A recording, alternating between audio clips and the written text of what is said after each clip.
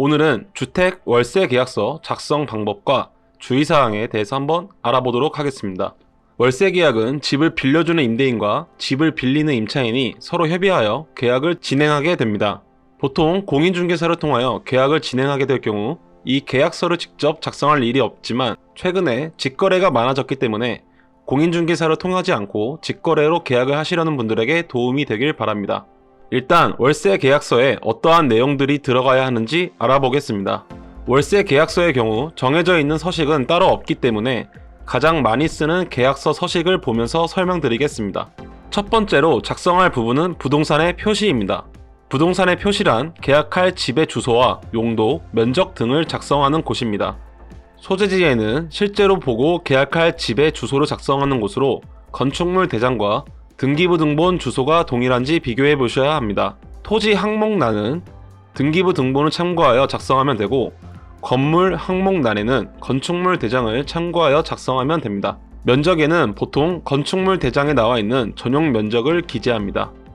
임대할 부분에는 계약할 구체적인 호실을 작성하는데 보통 그 호실 전체를 임대하기 때문에 예를 들어 101호를 임대한다고 하면 제1층 제101호 전체라고 기재합니다.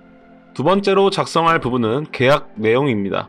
위에서부터 순서대로 계약할 집의 보증금과 계약금, 잔금, 월차임을 작성해 주시면 됩니다.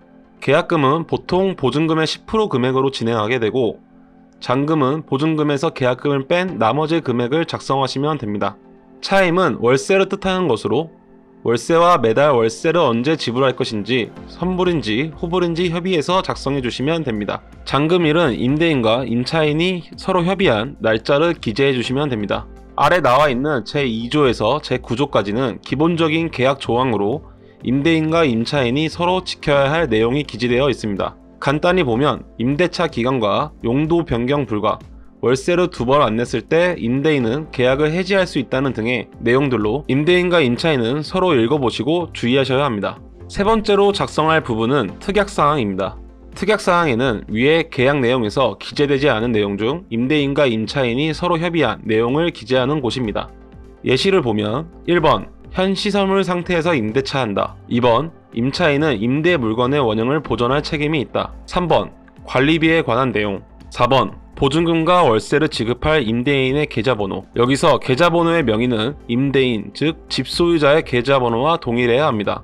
이 정도 특약사항은 기본적으로 들어가는 내용이고 이 외에 임대 물건의 옵션과 구성, 근저당이 있는지 다른 기타 협의사항이 있으면 특약사항에 기재해 주시면 됩니다. 마지막 네 번째로 작성할 부분은 계약 당사자들의 인적사항들과 서명인데요. 여기서 임대인과 임차인은 서로 신분증을 가지고 작성되어 있는 인적사항과 얼굴이 같은지 확인해야 하며 임차인은 임대인의 인적사항을 건축물 대장상 소유주와 등기부 등본의 소유주와 같은지 비교해 보셔야 합니다. 직거래일 경우 공인중개사가 없으니 공인중개사라는 공란으로 두시고 서로 인적사항을 확인했다면 서로의 도장을 서명하고 계약을 마무리하시면 됩니다. 도움이 되셨다면 구독과 좋아요, 알림 설정까지 부탁드립니다.